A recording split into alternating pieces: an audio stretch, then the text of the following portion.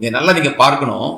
10ல் ஒரு பாகம் கொடுன்னு சொல்லி மெல்கிசேதேக்கும் கேட்கல, 10ல் ஒரு பாகம் கொடுன்னு சொல்லி கர்த்தரும் அங்க சொல்லல. ஆபிரகாம் தன் மனதில் அந்த 10ல் ஒரு பாகத்தை அவனே நிர்மாணித்துக் கொண்டு, இதுதான் இதுல மனசாட்சியின் காலத்துல பாத்தீங்கன்னா விருத்த சேதனம் செய்து கொண்டார் என்று வேதம் சொல்லுகிறது. ஆனா நாம் அதை பின்பற்றுவதில்லை, பலி கொடுப்பதில்லை. ஆனால் தசமபாகம் மட்டும் எப்படி உயிரோடு இருக்கிறது என்பது ஆச்சரியமாக இருக்கிறது. ஆபிரகாமுக்கு கொடுக்கப்பட்ட ஒரு வாக்குத்தத்தம், ஈசாக்கு கொடுக்கப்பட்ட ஒரு வாக்குத்தத்தம், இல்ல கர்த்தருடைய பரிசுத்தவான்கள் ஒவ்வொருவருக்கும் வேதத்துல கொடுக்கப்பட்ட வாக்குத்தத்தங்கள், உடன்படிக்கைகள் அல்ல, வாக்குத்தத்தங்கள் மாத்திரமே. அதுவும் இயேசு கிறிஸ்துவுக்குள் தான் அது செல்லுபடியாகும். இன்றைக்கு அநேக போதகர்கள் கேட்கக்கூடிய ஒரு கேள்வி, ஆபிரகாம் தசமபாகம் கொடுத்தார், அதனால நீங்களும் தசமபாகம் கொடுக்கணும், நியாயப்பிரமாணத்தின் காலத்திலே வாழாத ஆபிரகாம் கொடுத்தார் என்று சொல்லி இந்த வசனங்களை வாசிக்க போகிறோம். வேதத்தின் வெளிச்சத்திலே இதை நாம் ஆராய போகிறோம். ஆதியாகமம் 14ஆம் அதிகாரம் 20வது வசனம். உன் சத்துருக்களை உன் கையில் ஒப்பு கொடுத்த உன்னதமான தேவனுக்கு சோத்திரம் என்று சொன்னார். இவனுக்கு ஆபிரகாம் எல்லாவற்றிலும் தசமபாகம் கொடுத்தான். இவனுக்கு ஆபிரகாம் எல்லாவற்றிலும் தசமபாகம் கொடுத்தான் என்று எழுதப்பட்டிருக்கிறது. முதலாவது நாம் புரிந்து கொள்ள வேண்டியது தேவனுடைய நாட்காட்டி, தேவனுடைய கேலண்டர். தேவனுடைய கேலண்டர்ல எப்படி இருக்குன்னா, ஆரம்பத்துல மனசாட்சியின் காலம், பின்பு நியாயப்பிரமாண காலம், அதுக்கு அடுத்ததாக வந்தது கிருபையின் காலம், அப்புறம் உபத்திரவ காலம், மகா உபத்திரவ காலம். இது தேவனுடைய நாட்காட்டி. இப்போ இதுல மனசாட்சியின் காலத்திலே வாழ்ந்து கொண்டிருக்கிற ஒருவர் தான் ஆபிரகாம். நியாயப்பிரமாணம் கொடுப்பதற்கு முன்பாக வாழ்ந்து கொண்டிருந்தவர் தான் ஆபிரகாம். நல்லா தெரிஞ்சுக்கோங்க, ஒரு மனிதன் எந்த காலகட்டத்தில் வாழ்கிறானோ அந்த காலகட்டத்திலே தேவன் அவனுக்கு என்ன கட்டளைகளை கொடுத்திருக்கிறாரோ அதை அவன் கீழ்ப்படிந்தால் போதுமானது. நீங்க அரசு தேர்வு எழுதுற 2010 2011 அரசு தேர்வு எழுதுற மாணவர்களை பார்த்திருப்பீங்க. அதே போல 2026 எழுதுறவங்களையும் நீங்க பார்த்திருப்பீங்க. இதுல ஒரு குறிப்பிட்ட நாளுக்கு ஒரு தடவை என்ன பண்ணுவாங்க, அரசாங்கம் அந்த சிலபஸை, அந்த பாடத்திட்டத்தை, அதே 10வது மாணவர்கள் தான், ஆனா ஒரு குறிப்பிட்ட வருஷங்களுக்கு ஒரு முறை அதை என்ன செய்வாங்க, அப்டேட் பண்ணி இன்னும் கொஞ்சம் அதிகமான போர்ஷன்ஸ் கொடுத்து அந்த மாணவர்களுக்கு கொடுப்பாங்க.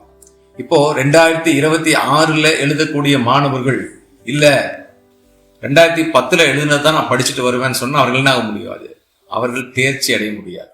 அது போல 2026 கிருபையின் காலத்திலே வாழ்ந்து கொண்டிருந்த நமக்கு கர்த்தர் என்ன கொடுத்திருக்கிறாரோ அதை நாம் கீழ்ப்படிந்தால் போதுமானது. ஆபிரகாம் எதை செய்தார், ஈசாக்கு எதை செய்தார் என்று சொல்லி நாம் ஆராய தேவையில்லை.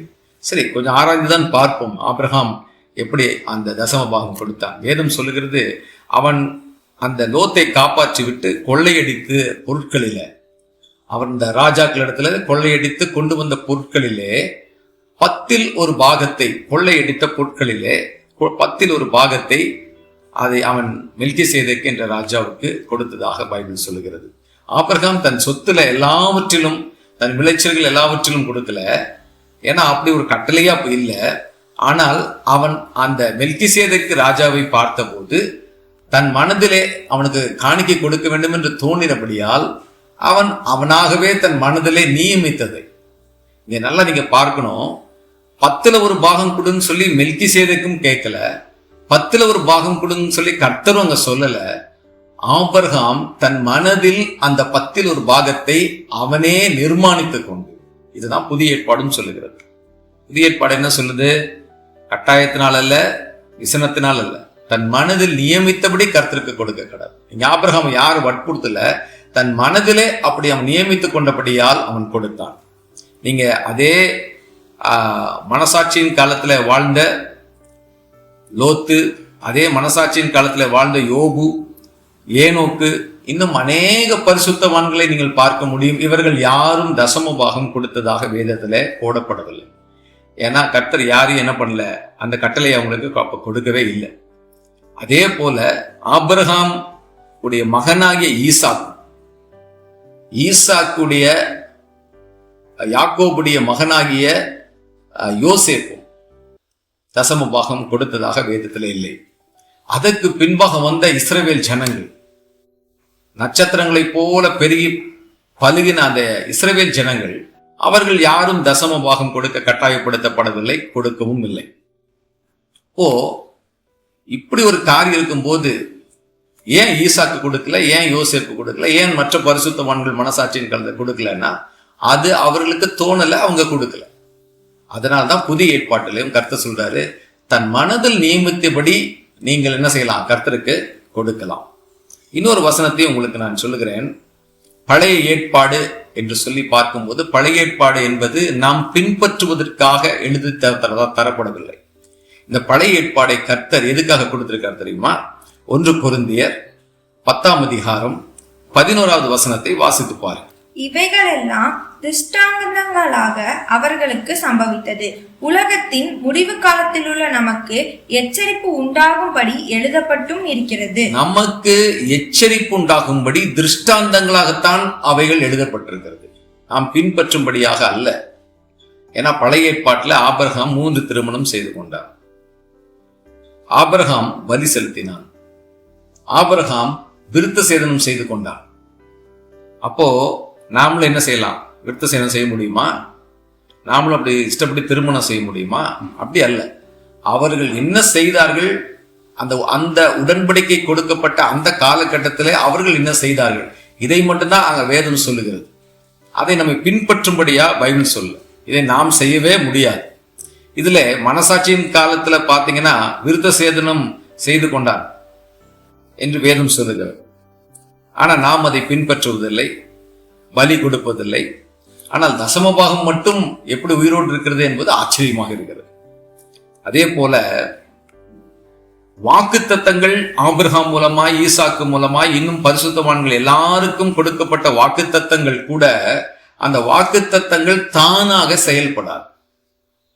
வேதம் சொல்லுகிறது அந்த வாக்குத்தத்தங்கள் எப்படி செயல்படுமா? 2 கொரிந்தியரின் புஸ்தகம் 1ஆம் அதிகாரம் 20வது வசனம் எப்படி சொல்லுகிறது? எங்களால் தேவனுக்கு மகிமை உண்டாகும் படிக்கு தேவனுடைய வாக்குத்தத்தங்கள் எல்லாம் இயேசு கிறிஸ்துவுக்குள் ஆம் என்றும் அவருக்குள் ஆமென் என்றும் இருக்கிறதே. அப்படின்னா என்ன அர்த்தம்னா, ஆபிரகாமுக்கு கொடுக்கப்பட்ட ஒரு வாக்குத்தத்தம், ஈசாக்கு கொடுக்கப்பட்ட ஒரு வாக்குத்தத்தம், இல்ல கர்த்தருடைய பரிசுத்தவான்கள் ஒவ்வொருவருக்கும் வேதத்துல கொடுக்கப்பட்ட வாக்குத்தத்தங்கள், உடன்படிக்கைகள் அல்ல, வாக்குத்தத்தங்கள் மாத்திரமே. அதுவும் இயேசு கிறிஸ்துவுக்குள் தான் அது செல்லுபடியாகும்.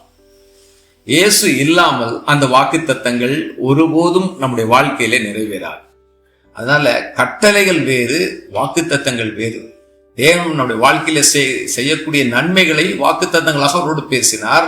அதை நாம் சுதந்திரித்துக் கொள்கிறோம். எப்படி சுதந்திரித்துக் கொள்கிறோம்? இயேசு கிறிஸ்துவுக்குள்ளே அதை சுதந்திரித்துக் கொள்கிறோம். ஆமென்.